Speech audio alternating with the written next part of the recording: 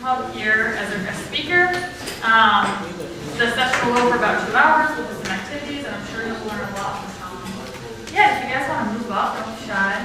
Feel free to help yourself to pizza and soda throughout the event. Ask any questions. And a lot of you guys know me. I'll introduce myself. I see a few unfamiliar faces. So my name is Holly Butler, and I'm the director of the Difference Maker program. So if you ever have any questions, need help with anything, please feel free to reach out to me. And I will pass it over to Tom. Hey guys. Are you clapping for her or for me? All right. I gotta get that straight. Okay, well, welcome again. As Holly said, this is the third workshop, and the topic of discussion, by the way, can everybody hear me okay? Good, okay. Let me quiet. Is business models. Now, does anybody want to venture a guess for a definition of not a business plan, but a business model? Anybody have an idea? Nobody? What do you think a business model is? Pretty straightforward. Oh, come on.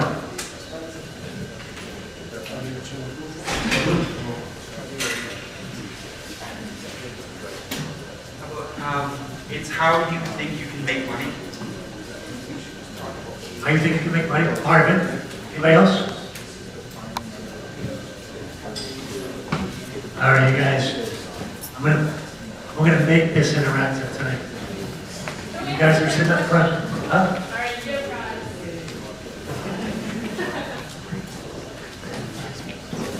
All the ventures, all the projects that you're all thinking about and working on, and hopefully considering moving them forward to the point where you're delivering a product or a service and getting paid either directly by the customers or if you're a nonprofit by some third party, then all that stuff that you need to do to make that happen is effectively your business model. So, let's throw up a definition. And I pulled this right off the web. I underlined a few key things. It's a design for how you run your business, your project, your venture successfully. And you identify things like how you're getting paid, who's paying you, what you're delivering to them, and how you're going to generate or gather all those resources together that are going to help you actually do that. Financial resources and other resources. What kind of other resources do you think you might need in addition to money?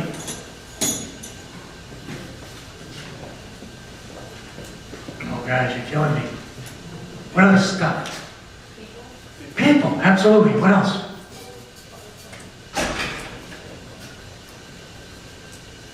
What about equipment?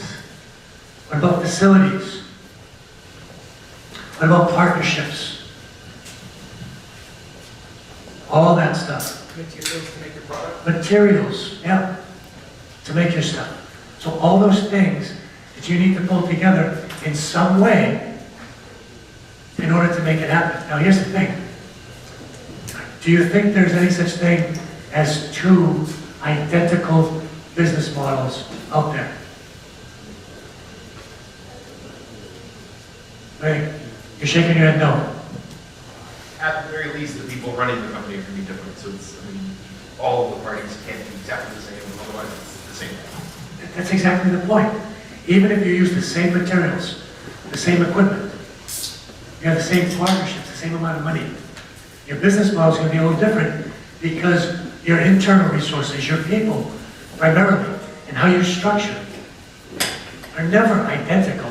They may be similar, but chances are they're never identical. So, thank you. Very good point. As we mentioned last time, I can't walk over here because I want to get over there. It comes right into my ear. I'll stay over here. So the business model is what you're following, and it helps guide you through this process of going from that early stage idea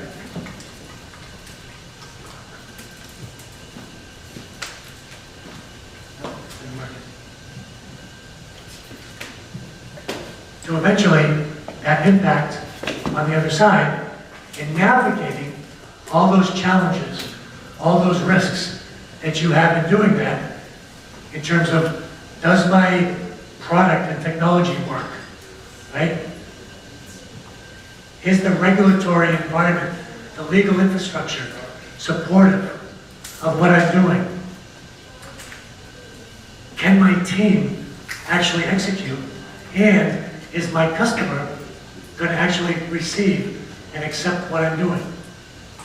In an environment where there are other organizations probably trying to do the same stuff that I'm trying to do. So it's competitive, right?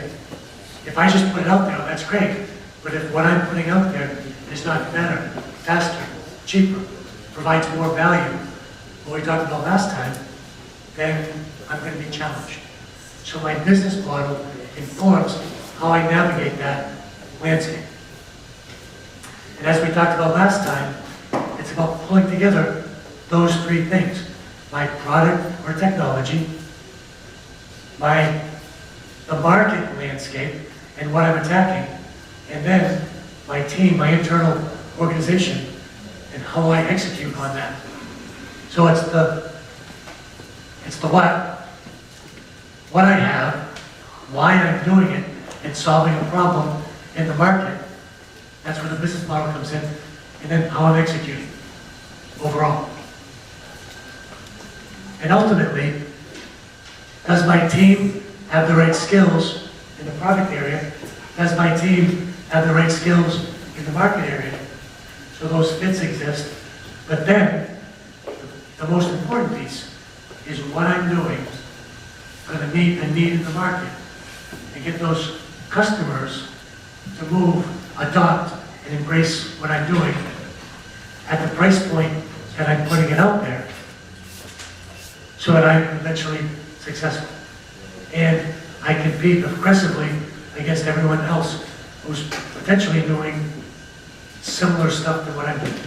Now, how many of you right now believe that you're the only show in town for what you're suggesting as a product or a service that you're going to want to deliver into the market? How many believe that you're totally unique? What do you think? Anybody? How many think you're going to have some competitive challenges?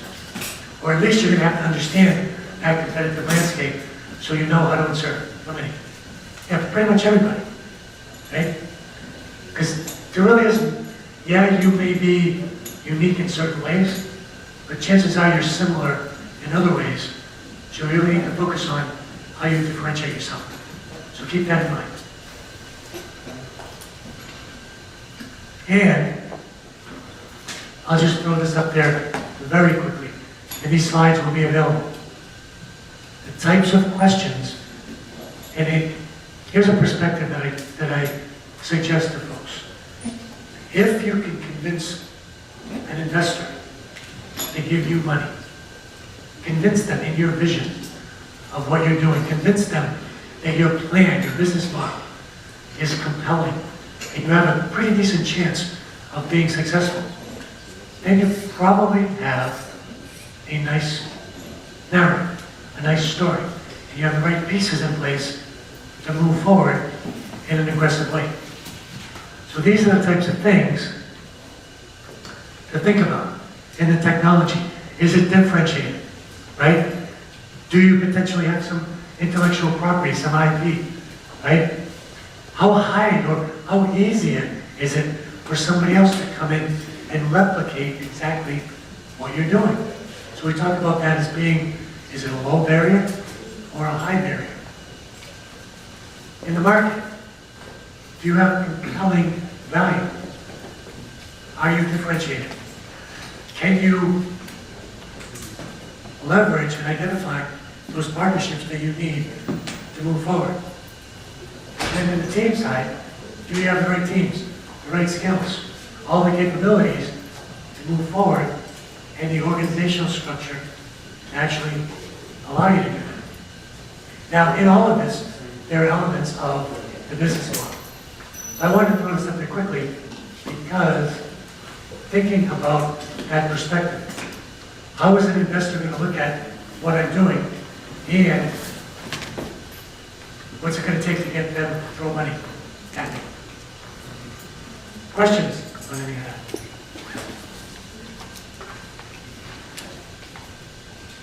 I need a trouble table in front, I can tell. Oh, Chris, come on. Hey, you know I know better, right? I was hoping you would forget about the past. All right.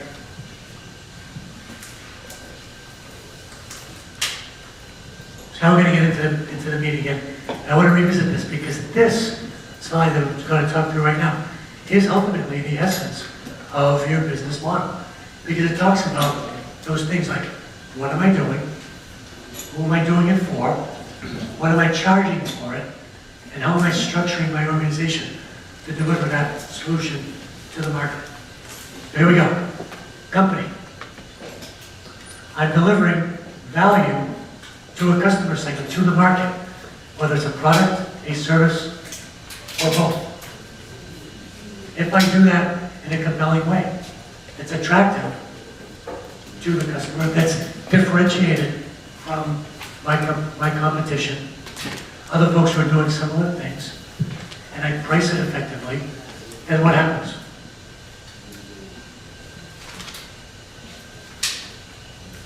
Oops.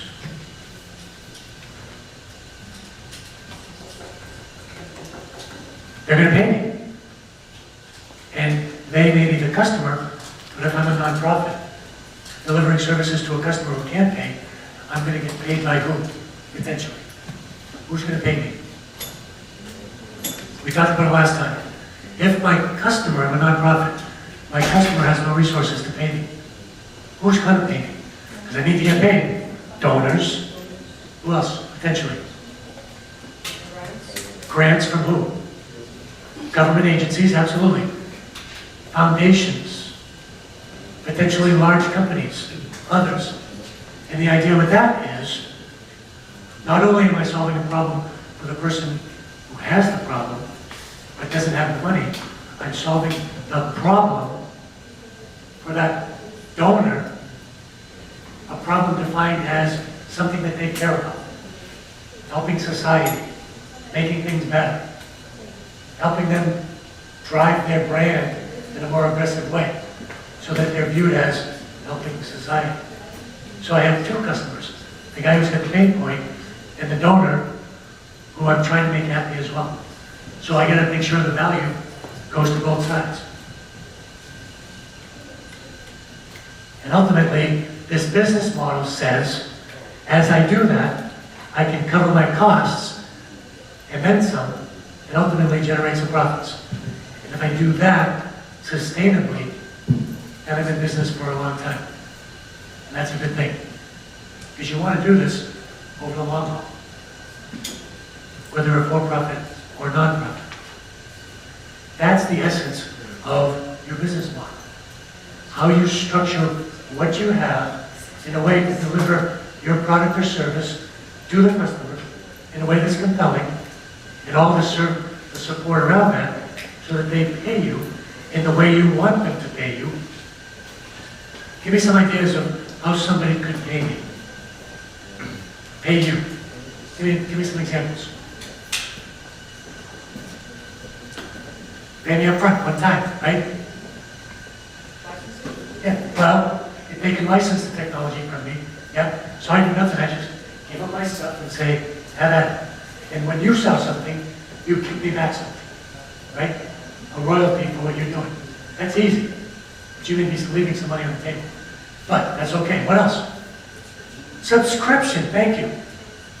So on a regular basis, they write me a check for my service on a recurring basis. Absolutely. There are all kinds of ways. So you have to think about that and figure out how you want to do that. And it might be an upfront fee, right? But then an ongoing subscription service for things like supporting services and other stuff, right? I buy my car up front, but maybe I then tack on services on top of that. Don't know, right? As we mentioned, for-profit, non-profit, same thing. So you need to be thinking about this virtuous cycle. That's your business model. So I'll deep, whoops. Okay. We saw this already. We deliver value, money comes back. But here's a question. Do you deliver that value directly to your customer, or do you have somebody else helping you do that?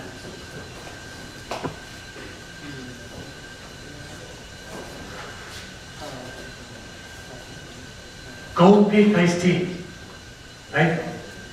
Do I buy Gold Peak iced tea directly from Gold Peak? No. I don't go to a Gold Peak sales guy and say, sell me your stuff. Where do I buy this from? I happen to buy this one over at University Crossing, right? The guy at University Crossing got it from probably a distributor, and then the distributor got it from the manufacturer, right? So the manufacturer and the company had help in doing that, right? Those are those channel partners that are sitting in between me and my customer. They help me deliver that stuff. They also help me support it, right? Give me another example of a channel. How many of you guys have bought stuff online recently? Who'd you go to? Amazon. Amazon is a channel. Somebody to help you get your stuff to the customer. How many of you think potentially of Amazon being a channel for your product or service? Potentially. Yeah, maybe, right? Consumer goods, like toiletries and food and groceries and home goods and other stuff. What's the biggest retailer out there? Yeah. Wow, who? No, Walmart. Walmart, don't say Target, Walmart. No, they're close. Walmart. Walmart, bricks and mortar, channel partner, who companies like Procter & Gamble and others basically have to go and beg them to carry their products. Because Walmart owns the customer in a large part of the United States and worldwide. So if you're thinking you have a consumer product and you want to get it to a customer segment that buys their stuff primarily from Walmart, who do you need to talk to? You need to talk to Walmart. Or maybe Target, one of their competitors, who might be a little more aggressive and receptive to what you want to do. So really think through how to get that stuff to the customer. Then, we heard before, other stuff you need, materials, equipment, supplies, other stuff. So all these suppliers will run aside. Who you work with, how you work with them. Whether you buy it up front and then you stock it, or how many of you have heard of the concept of just-in-time manufacturing? Just in time. Basically says that your suppliers hold all the stuff up until the time you actually need it. As opposed to you buying a bunch of stuff and you keep it in your warehouse until you need it. That's a business model. It says, I don't want to spend a lot of money, keep a lot of money tied up in supplies, and just keep it in my warehouse. I'm going to push that back on my supplier. Let them do that. And that can be great. But what's the downside risk in just in time? It could not be in time, exactly. What if they can't get me that stuff when I need it because of problems in that supply? The trucks, or there's a hurricane, or there's a big snowstorm. Last year, up here in Massachusetts, the disruption to things like just in time was incredible because of all the disruptions in the trucking and other stuff. So you gotta think about that. And again, all your competitors are trying to implement their business models in all these areas, same as you, right? Same as you. So how you think through this is the essence of your business model.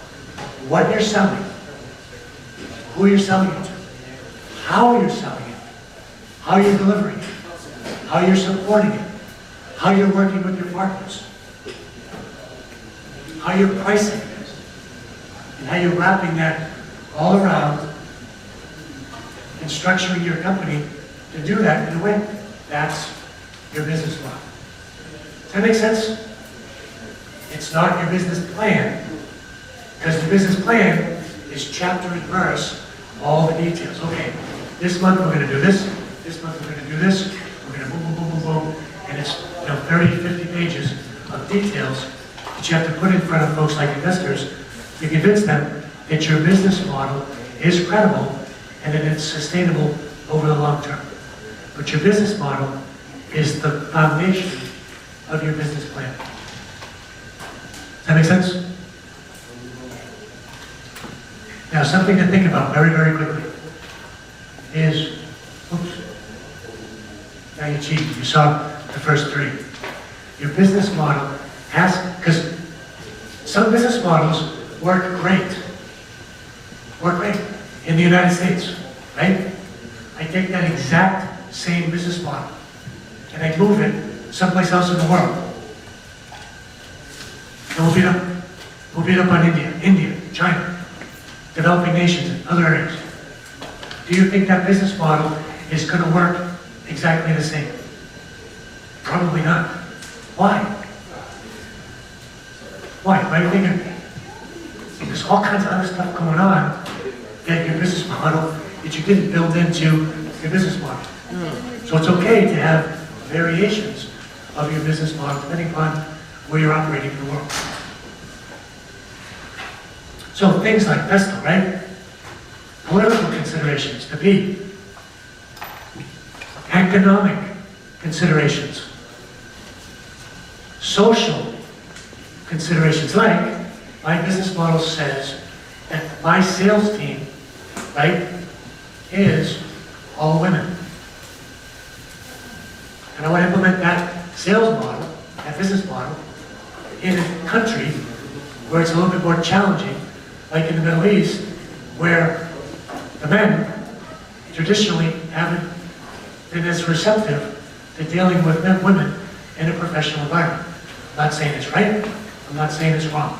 I'm just saying it is what it is, so your business model might need a little of that because of social issues in the environment. Technological considerations, environmental, and then legal and regulatory. And that last one, legal and regulatory, is probably the one that impacts the business models the most. Because it forces you to do things that you might not think you want to do, but you have to do based upon the laws and the regulations. Especially in areas like clean technologies, like pharmaceuticals and medical devices, like automotive technologies, because there's a lot of laws, a lot of regulations, and my business model has to take all that stuff into account. Does that make sense? I'm going to take a breather. Take a sip of soda. Questions?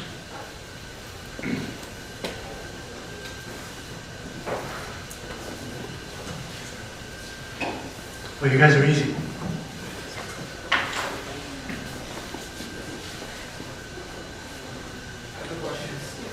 Go back. So, if you were a business that wanted to break out into another country, how do you figure out how you have to tweak your business model? Do you constantly consult from that country?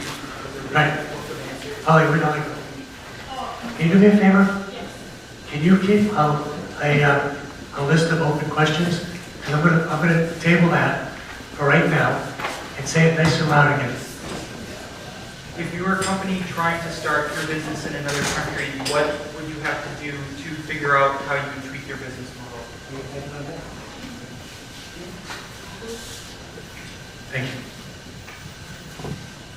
Anybody else? No? All right. All right. And last time, here's one additional consideration that we talked about last time. And this one, in many cases, is a very critical decision in any business model. Remember the concept of the value chain we talked about last time? The automotive, and we used the example of the automotive industry. The automotive industry being defined, now this is my representation. Let's work with this, okay? So, raw materials, materials and components, subsystems, systems, the vehicle itself, the dealers, and the customer. Right? So things like rubber, oil, sand, turned into glass, steel, plastic, other stuff. Then put into those components, so those subsystems. Turned into the broader systems. Integrated into the cars. Delivered to the dealers, and then punched out to the customer. Now here's the key. Most companies play in just one of these areas. And so here's the first question from a business model standpoint. Where do I play in the industry that I'm working in? And all of you, no matter what you're doing, need to understand this dynamic around who are those other organizations that tie into the value chain within the industry that I want to play in. Some companies play in multiple. Tesla. Any of you guys have a Tesla? Yeah, they're only about 100K, right? 100K, something like that? I don't have one either. Tesla, first and foremost, what did Tesla start out as? Huh? No, Tesla, the guy who funded Tesla, yes, made his money with PayPal. But Tesla, as a company, started out as this, right? As the car company, right? But then, what happened? A couple of things happened. First off, they couldn't find the right batteries at the right price, the right performance, the right quality, the right form factor, whatever. So a couple years back, 3-4 years back, what did they do? They decided to move in this direction and become a system company. Now they make batteries. So not only are they making the cars, they're making the batteries. In addition, they said, well, I don't want to go through normal distributors, normal dealers. So we're going to do our own dealerships. So they punched out in this way. So Tesla has made the conscious decision from a business model standpoint to say we're playing in multiple areas within our industry value chain. Now, I'm not saying that's good. I'm not saying it's bad. But it's something you have to consider. Now, anybody know what that is? So take Tesla and go one step further. Anybody know what that is? Come on. Not Chicago. That's a good guess. Okay. It's kind of a Detroit thing. It's the Ford River Rouge plant back in the 1920s. It's one of their first vertically integrated car manufacturing sites. And they did everything at the site. They chose, from a business model standpoint, to do everything. Soup to nuts, as they say. So, out in the back, overseas, they had their own rubber plantations. They had their own beaches for sand. They had their own forests for wood. They would then harvest all those materials, bring them in on these boats into here. And so they had wood processing and glass and steel manufacturing right here on site. And they would take all that stuff and start doing the subsystem. Then they would integrate everything. Then they would have the cars. then they would ship them out to their own dealers, and then the dealers would sell and support them to the customers. So Ford did everything back in the 1920s. Can you think of any company today who even comes close to that level of integration? I can think of a few who come somewhat close, but nowhere near as close. Can you come up with an example? And so Apple, why do you think Apple? You can only get their software on their devices, in their factories. Okay. Let me debunk that one. Who manufactures Apple's devices? Yeah. Big companies in China, outsource manufacturing, right? That's one example.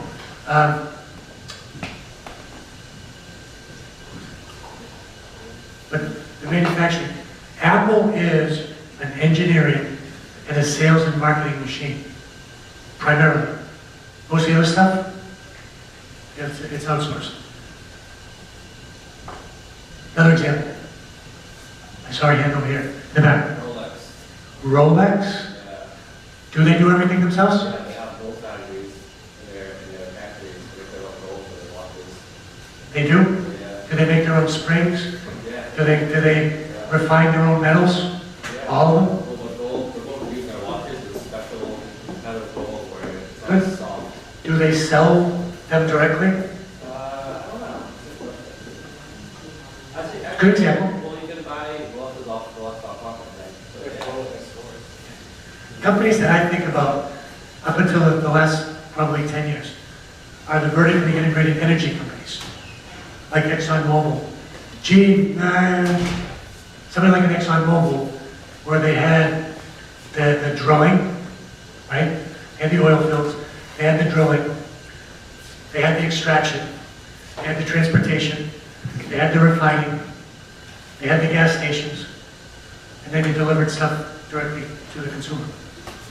But the one thing that they don't do that much, and this is the part that it falls down a little bit, is the exploration. Maybe you heard of companies like Schlumberger and Halliburton and companies like that? Because exploration is extremely risky, right? So they just outsource that. Keeping the skills to do that correctly is very expensive. So, even those, and just an example. So the reason I bring this up, whatever you're doing, one of the decisions you're going to have to make is, what do I focus on? And what do I partner with other folks on? And that decision is a core decision within your business model overall. So, first exercise. On the sheets, no matter what you think you're doing, and I don't care if it's as simple as just 3 buckets, right? If it's 3 or 4 buckets. Your suppliers, who are your suppliers? You, as an entity, how you're getting your stuff to market, potentially a channel distribution partner, and then your customers. Suppliers, you, and companies like you, channel, customer. And in each one of those buckets, if, you don't have to, but if you can come up with a couple of examples of the companies that you think today play in each one of those areas. You may not know, that's fine. But when we walk away today, one of the exercises going forward is to understand this more fully so that you can inform your business model more effectively and be better prepared to deliver your stuff to the market. Does that make sense? So grab a sheet, grab some markers, break into your teams. We'll take about 10 minutes and just give it a shot. And it could be as easily as just 4 suppliers, you, channel, the customer.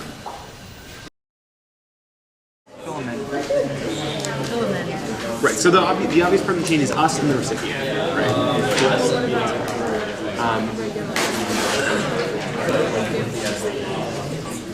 Yeah. Right. So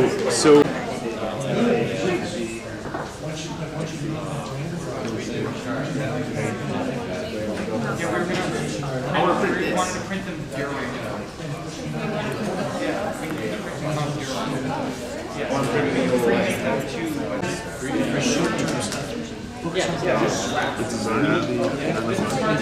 Is this supposed to be the company? The question was, am I thinking about where I am as a company right now when I think about this? No. What I want this to be is aspirational. In other words, where it's going to be down the road when the company is actually operating. Okay? Thing that you're going to be building towards. Because the example we had was, well, in the early days, I want to make sure that I'm working directly with the customer so that we can make sure that we're setting that preference, that we're making sure that that customer experience is great. But longer term, I may want to work with a channel partner to deliver that stuff to the market. Focus on that longer term piece. Even though in the short term, you want to be much more involved. In that short term, you're doing, it's more of an investment in the longer term, but it's not the longer term business model. Does that make sense? Good. Do you know what we're doing here? No, I don't know. Can you come up with a project? That's okay.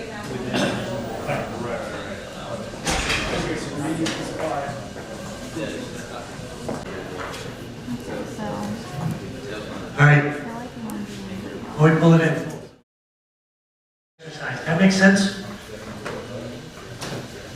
I would strongly recommend investing the time to keep thinking about this, because your business model doesn't make any sense without it being inserted into the context of the industry that you're working in. And this value chain is essentially that. It's the context of the industry, the market, the landscape that you're working in. And you can refine your knowledge and understanding of it, but just invest some more time in this. Any questions on that? I'm going to ask who feels comfortable talking about their example. One team. Ooh, guys up front, I love it. Who's our spokesperson? I think you just got volunteered. What's the question? The question is, come up and talk about it. So we are part of Enable, which is a larger organization that prints 3D printed hands, plastic hands for children. So for suppliers, we have people who make printers, people who make the plastic filament, and then all the parts that aren't printed that come together and make the hand. We have bolts and Velcro and foam and stuff. And that's us. And then we have the actual Enable organization, or the people who match us with children. And the 3D designs are also things that other people have done that are free online, so we don't make them. We do tweak them, but we just print them. So that's us printing. And then we ship them to our recipients. That make sense? Anyone else? Question? What do you think of that? Make sense? Hey, nice job. Nice job, guys. Guys? I do have another question. Good. So, where are you going to talk about partners? Because I was wondering who would we consider partners in the scheme? More broadly, partners are both suppliers and channels, the folks who are helping you go to market in whatever space. So don't sweat the term partner. Partner is anybody outside your own organization that you need to work with in a way that's compelling to you, but it's also compelling to them. And which brings up a good point. When you're working with partners, there has to be something in it for them as well. So as you're thinking through this, it has to be something that they're going to generate value from that partnership as well. And it might be only that you're hiring them to do some work. That's not really a partner. That's more of a vendor and customer relationship. A partner says, you invest, I invest, and we're pushing to a shared vision of something bigger, right? So don't sweat the definition of a partner at this point.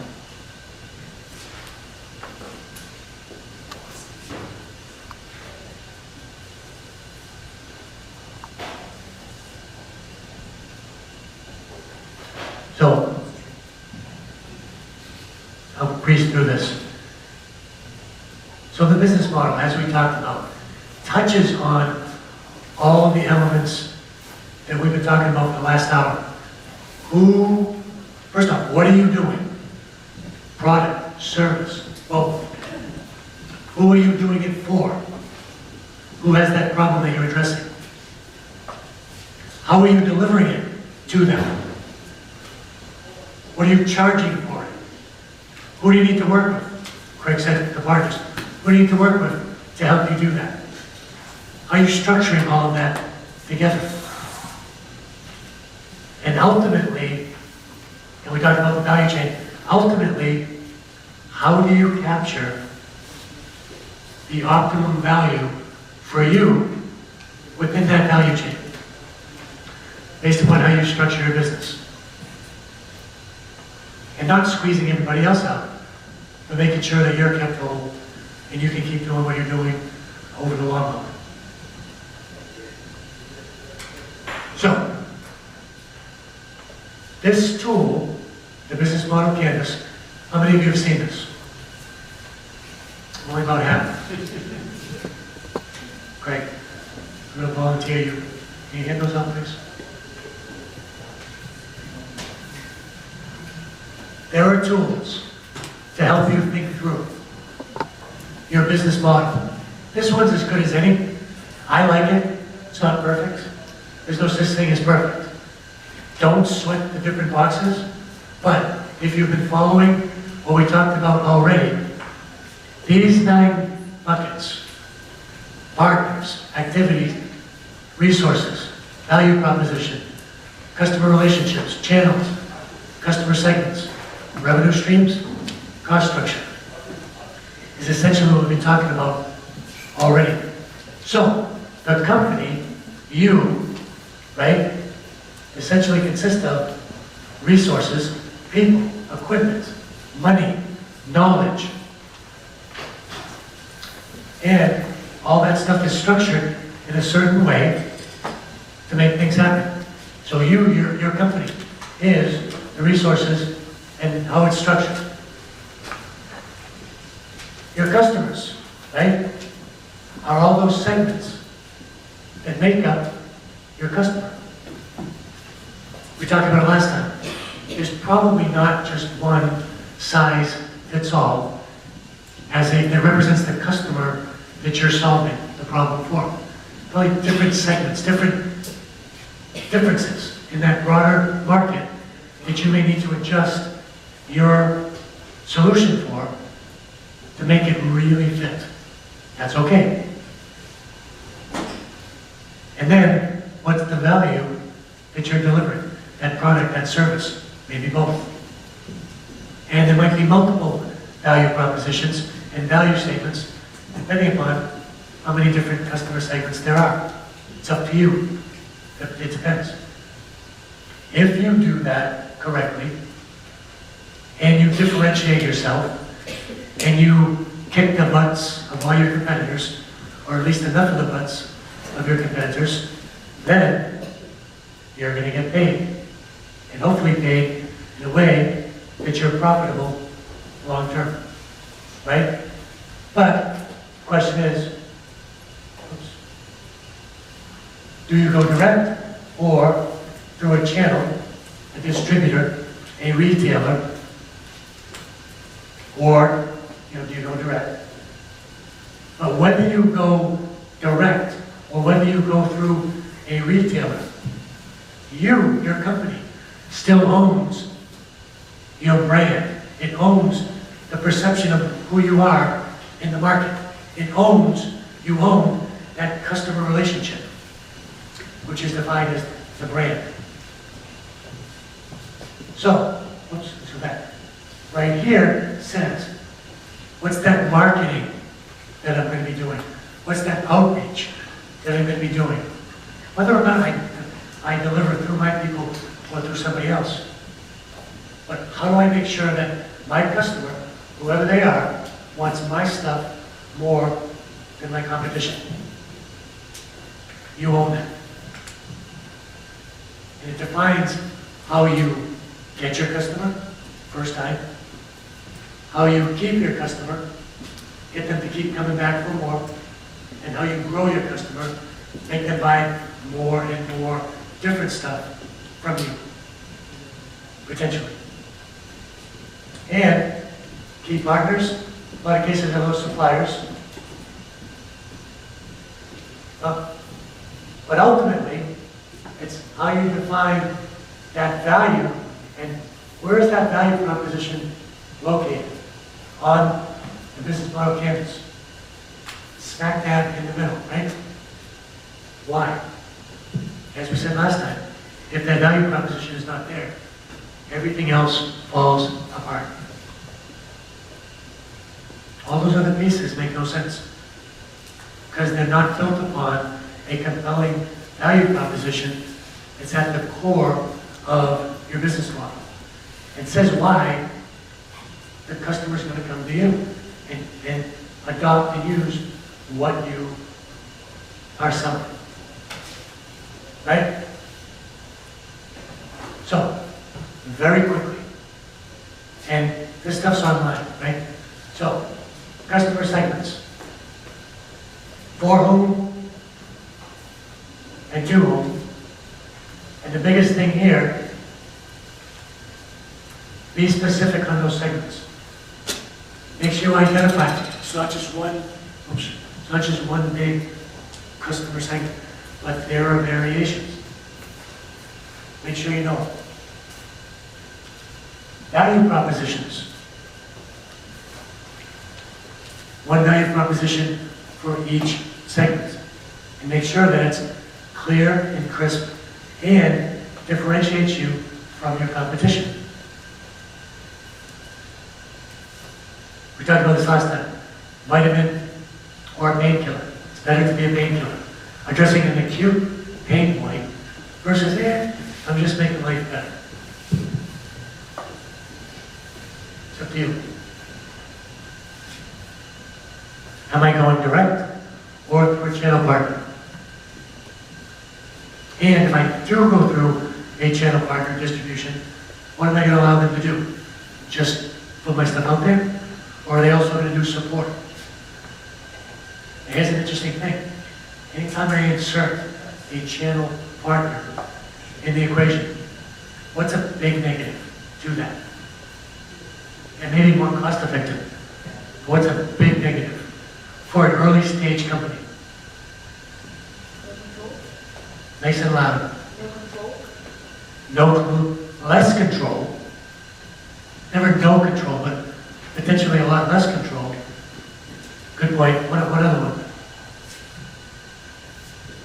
When I put somebody in between, right? Oh, that's a good one. Potentially, my intellectual property could get compromised by that person in the middle. Very good point. That's another one. And this is important when you're an early stage company. Hang on. The cost? What do you mean? The cost of adding the channel. Well, let's be specific. Customers are going to spend the same amount of money, right? If I'm buying this from the store you agree, I'm paying like $2, whether or not they're selling it to me direct or not. The question becomes, that $2 gets divided across more hands, right? More people get their hands on it. The distributor, a company, the materials provider, everybody's got to get a piece of that $2. So you have to divide it by. Good point. Those are three things. One more. Because they're getting farther away from the customer itself. Yes, and why is that important? This is the point I wanted to make. Getting further away from the customer, why is that important? For an early stage company, like all of you. Say again? What's that That middleman might damage your reputation. yeah, damage your reputation, but What's the customer? yes, thank you. As an early stage company, do you think you know everything about your customer? Everything they want, everything they need, all their desires. You know everything, right? Oh, you don't. So if you insert a channel partner in between you and your customer, it's going to be more challenging getting that voice of the customer so that you can refine what you're doing. So back to the point you guys are talking about. In the early days, not only do you want to be engaged to make sure that the channel's not screwing things up, but you also want to be able to get that feedback from that customer so that you can integrate that back in and refine what you're doing.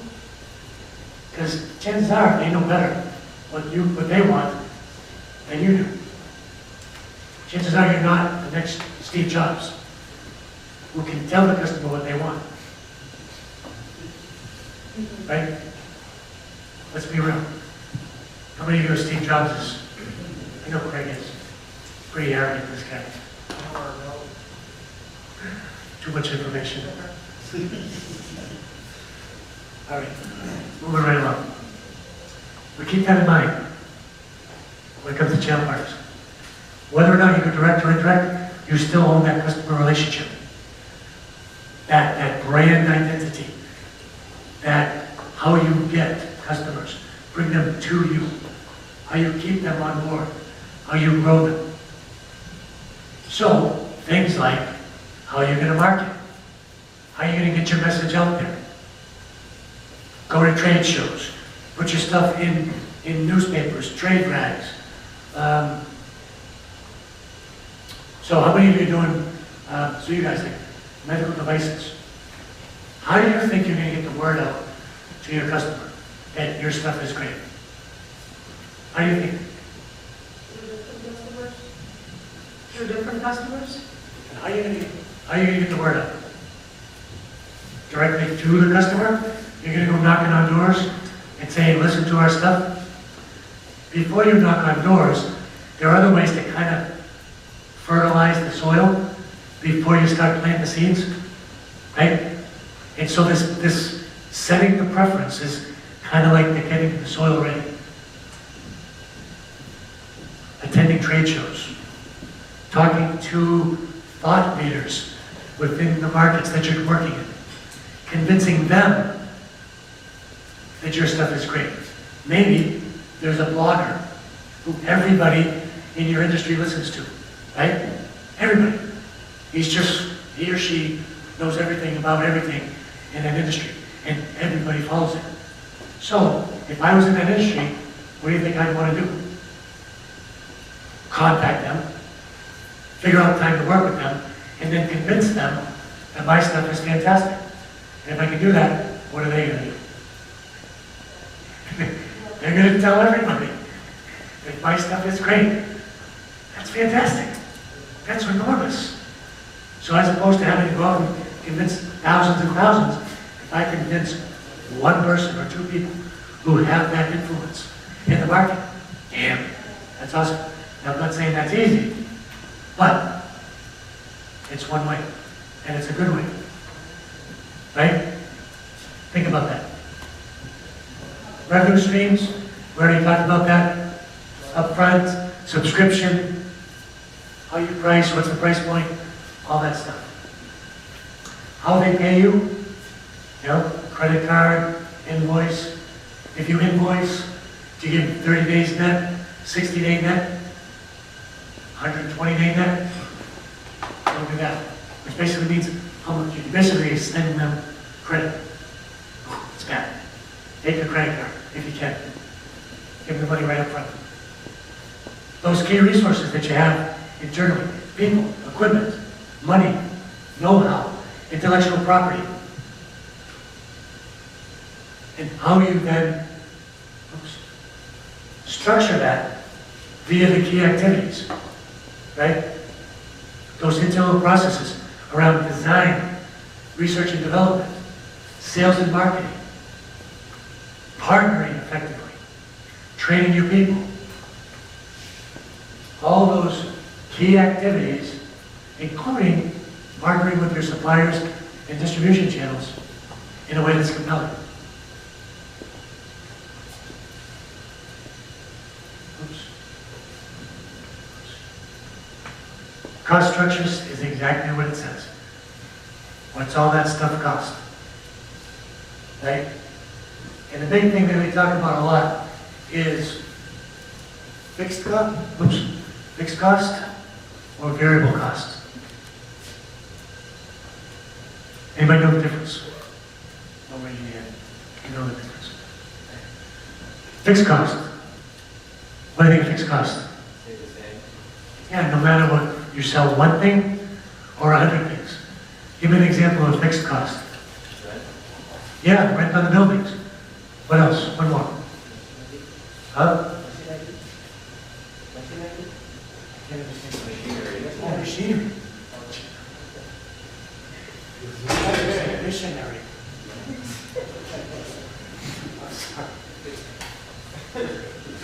I think, okay, there might be a story around this, but thank you. Machinery, yes, machinery, equipment, machinery, stuff like that. Variable costs. It's a variable cost. Oil. Say again? Oil. I'd roll that more into a fixed cost if it's used to heat the building. You put that into the variable cost if it's a material that goes into the manufacture of plastics or polymers that then get woven into my clothing, something like that, right? Depends, could be either or. But usually a variable cost is a material that the amount of it that I use is based upon how much I'm selling. Variable cost, right? And those fixed costs have to get shared across all my revenue in a way that's compelling. And at the end of the day, we talked about this already, that revenue in minus all your costs better at some point equals something positive in terms of profit. If not, you're going to be dead. Now, people say, I'm going to take a loss up front because I need to invest and develop stuff, but eventually I'll turn positive. That's okay.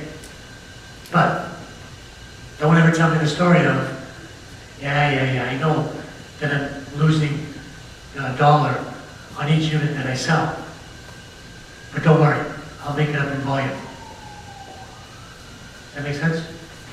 No, because I'm losing $1 on everything. I'm never going to make it up with the assumption that my price stays the same and my costs stay the same.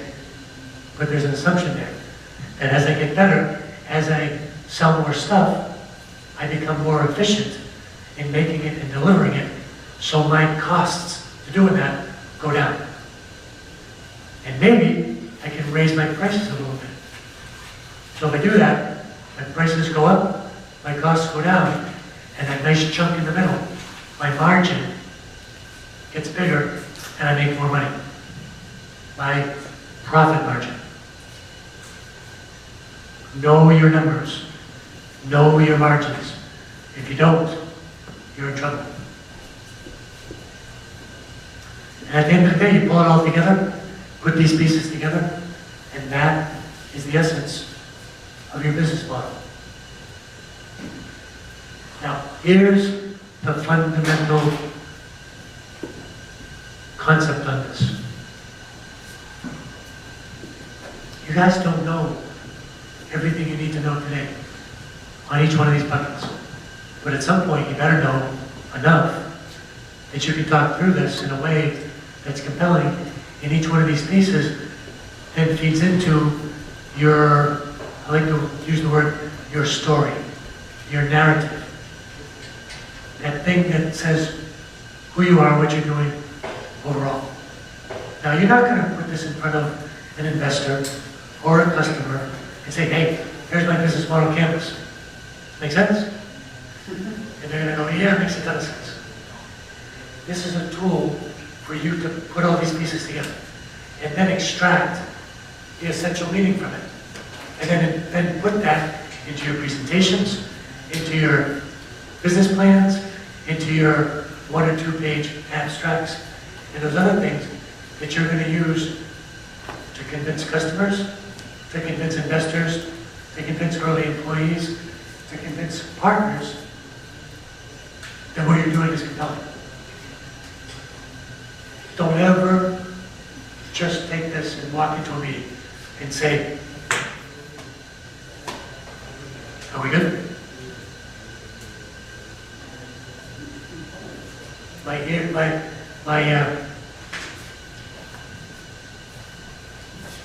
That little bell will ring in my ear, and I'll know that you're screwing up. Don't do that.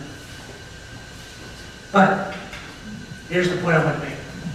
Each one of those buckets, right now, all the stuff that you put up on these slides, are assumptions. They're hypotheses. They're best guesses. Based upon what? Based upon what you know right now. And chances are it's not anywhere near perfect, but that's okay. We need a starting point. And the objective going forward is to take that starting point and refine it, and iterate, and move forward.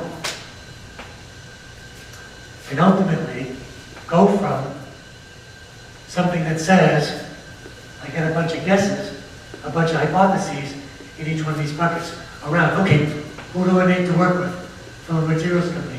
Are they the right company? And can I structure a relationship with them that's compelling? And can I market effectively to my customers in a way that allows me to insert myself into a gap and generate some demand? And, fill in the blanks on all of these. And is my value proposition compelling? It is unique. It speaks to why I'm better, faster, cheaper, or whatever that variable is for comparison than the competition. It's up to you. That's what you need to figure out. Right? And this is a working document. Put those assumptions up there. And what Ollie and Hannah and others will tell you, use those stickies. Right? Write your assumptions on the sticky. Put it up on the poster. Right? Use that as a working document. And go out, talk to people. Customers, partners, suppliers, thought leaders, industry experts. As many people as you can, and get feedback. And you'll figure out,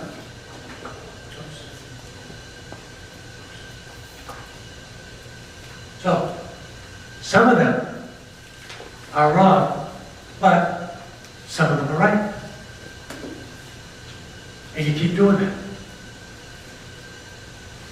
And you keep iterating until more and more of them are right, until most of them are right. And then when you get to that point, you now have all those pieces that if you can then tell a story around all those pieces, yeah, that's a beautiful thing. Then it gets pretty compelling. So, exercise number 2. And we're getting towards the end of the workshop.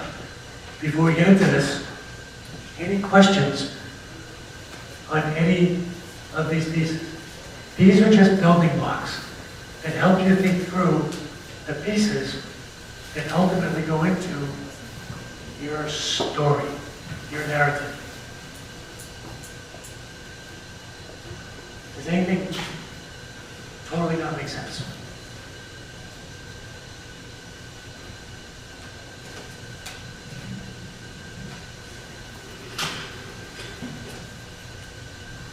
Question?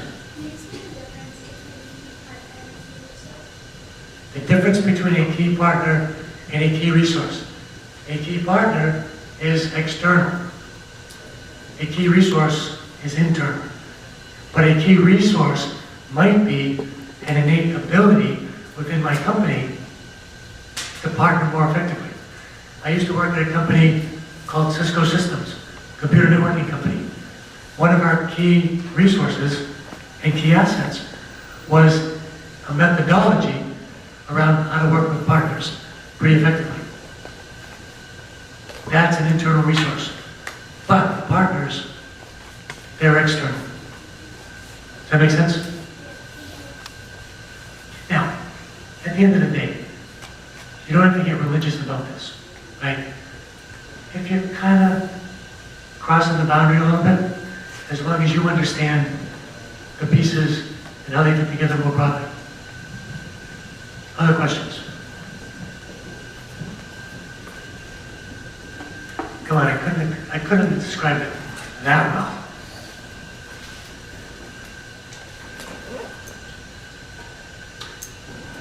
So, the essence of the business model, this is not your business model. It says it's the business model canvas. These are the pieces that go into your business model.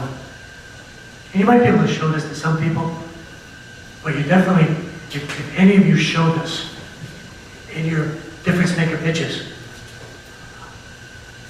I'm going to be in the back. Nah. Don't do that.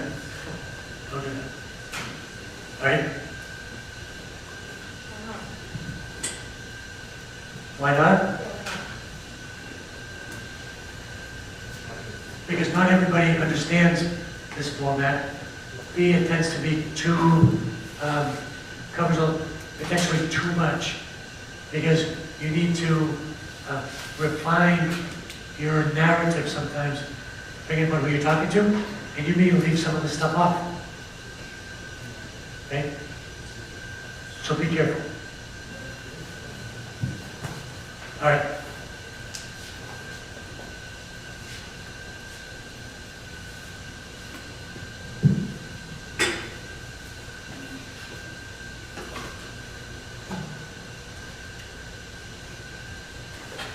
All right. How many folks actually drew on the things I handed out? That's okay. That's fine. You won't get sent to detention. Here's what I would like you to do. We don't have any of the big ones here, do we? No, That's not okay. with us. Here's what I want you to do. Take another big sheet of paper. I want you to sketch. Leave off. Oh, you know what? Sketch this. That's be interesting watching you sketch it. And what I would like you to do for today is focus on those. Well, you know what? Just we're not going to nail everything. Give it a shot. Start filling in some of these pieces. Emphasis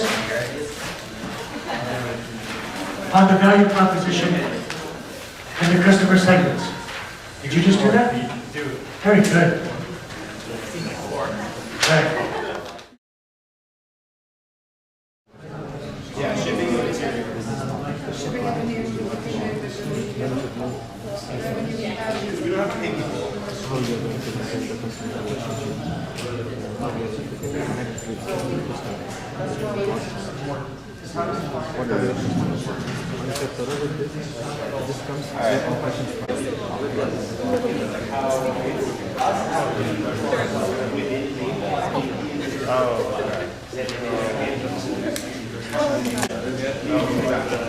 So it's I think the difference right for us right now is it's who we have to convince. Are we trying to convince a recipient, or are we trying to convince the people that at a and we don't send them a handy? No. This is all like what we need to do this. Because we have the three hands in the locker, so we should make those. Yeah.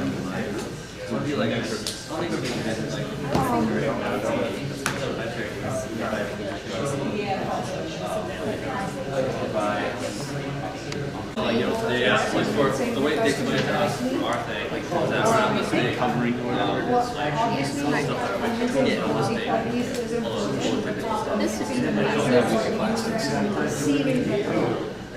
We can convince them, we are there for you, we are helping you. If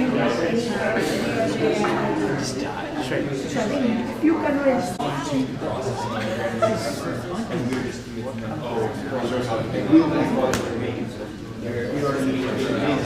I think that was There's no feedback system from here. How would they say like, oh, they're great, you know, like they can just be like, oh, this kind of stuff, and I would contact them again. I mean, setting up a forum would be a good idea too. It's very nice, right? just shooting out some maybe the customization. Send us your side. It seems kind of. What if something goes wrong with your t-shirts? Like, Customization. especially when you know about it, how you Trying to so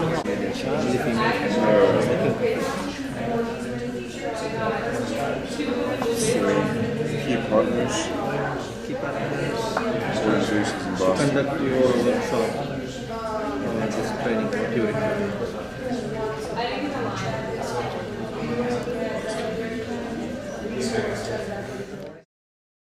It's just a quick exercise to get the juices flowing around using this tool to start fleshing out some of these details. How'd that feel? What do you think? Interesting tool? Like I said, it may not be perfect, but it's damn good, and it will really help you figure out those pieces that when you bring them together are the essence of your business.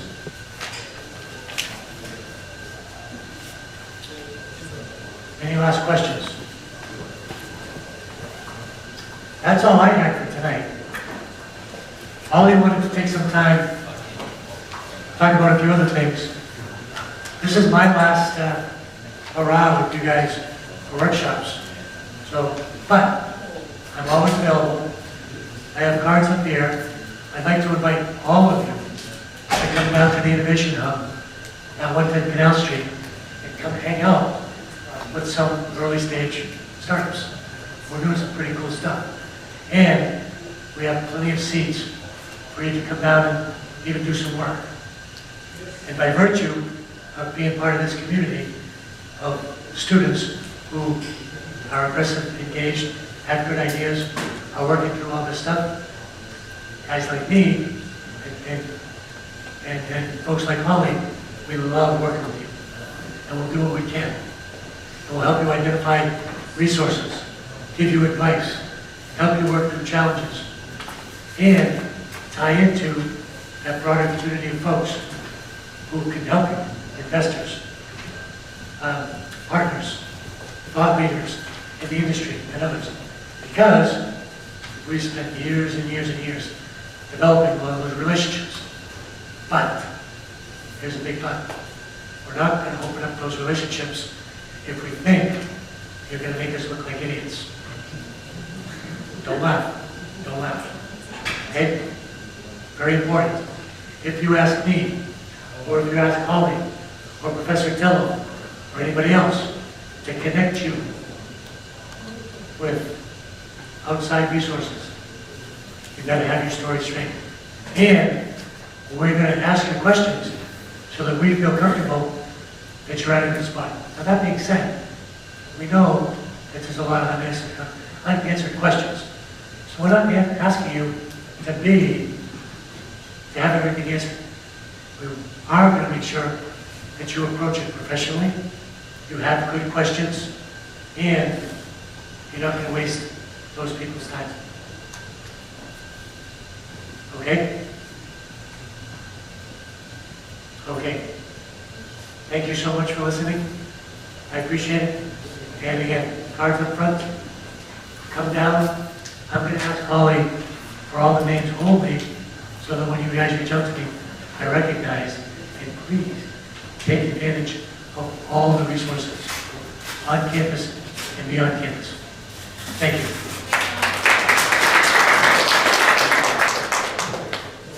All right. So how many of you know what your idea plan and rocket pitch PowerPoint are due? Raise your hands. Who doesn't know when it's due? All right, so just a reminder, it's due, it's Monday, the 29th. So you've gone to the 3 workshops. Our last workshop is Thursday. It's with Professor Tello as a guest speaker, and he's going to teach you guys how to pitch to the judges. And after that, you're going to make your PowerPoint pitch. You're going to fill out the idea plan online, which is right here, and you're going to submit those the 29th by 5 p.m. And I'm going to send out an email with a link to this online, as well as information as to where to send your PowerPoint. I would strongly urge you to have at least one person from your team attend on Thursday. Because like I mentioned, we're going to go over what the judges are looking for. Professor Tello will actually give a sample pitch, so you'll be able to see kind of how he formats it. So your pitch will be 5 minutes, and you'll be able to ask questions. We'll hand out the template so that you can actually make your PowerPoint. So I would strongly urge you to go. Has everyone received the template for the idea plan? If you haven't received it, stop at the registration table on the way out. So this is exactly what you'll be submitting to us, but online. So we've been giving this out since the first workshop. And then also the toolkit. So Tom introduced the business model canvas today. That's another resource to help you think about your idea, the future of your idea, and to help you think more about the difference maker process as well. So this toolkit is another resource for you, and this fits very nicely with preparing you to submit your idea plan. So please use these questions to help you through that process. So talking to customers, gathering data. And like Tom had mentioned, we're here to help you. So if a lot of students have been emailing me saying, I need a business major, I need a computer science major, I need an education major, email me and I'll try to connect you with students who I know, or I'll connect you to faculty fellows in those colleges who can help get you into classrooms so you can talk to students. So like Tom mentioned, we're here to help you. We want to see you do well. So if you have any questions at all, please let me know or email Tom, and we're very happy to help. So, yeah. We didn't touch on this from a business model standpoint, but in whatever you're presenting, if you can also communicate how you're going to execute and actually deliver that value clearly and crisply, and talk about what the plan is, not that you have to have all the answers, but what the plan is, what resources you need, and you're credibly going to move forward to actually knock down that stuff, then you're going to be a little challenged. Okay? So, yeah, it's great to talk about the business model and the broader plan, but if you can't convince people that you're going to execute, and last slide real quick. The place out of those 3 buckets, product or technology, the market, or the team. Most companies fail. Not because they don't have good stuff, not because they didn't have a compelling need in the market. They messed up because they didn't execute correctly. Okay? Think about that. And we're just having a conversation, Cleveland and I over on the side. Ideas are a dime a dozen. Okay?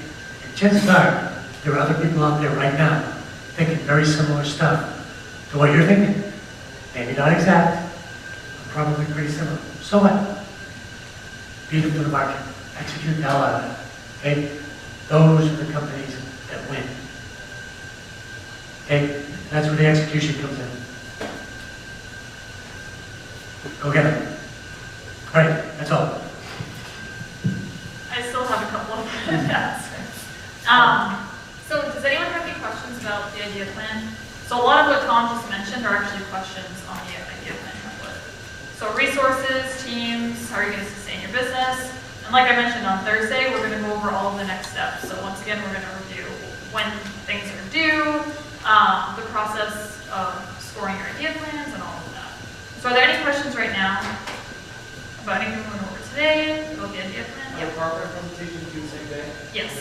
Yep, so idea plan, you'll submit online with a link that I'll email you all, and it's the same exact thing, but online. So you already have the questions, you can type it up in Word ahead of time, copy and paste if you want, that's fine. So that will be submitted online, so that we can send it out to get scored to people who we call readers, so that those are our judges who actually judge the idea plans. And then the PowerPoint will be emailed to differencemaker@uml.edu and both submitted by 5 p.m. on the 29th. So you can start preparing for that stuff now. And the rocket pitch template is found online too, and we'll pass that out on Thursday. Other questions? Okay, well, feel free to shoot us an email if you. I'll stick around for a few minutes. If anybody has any more questions. All right, thank you. See you Thursday.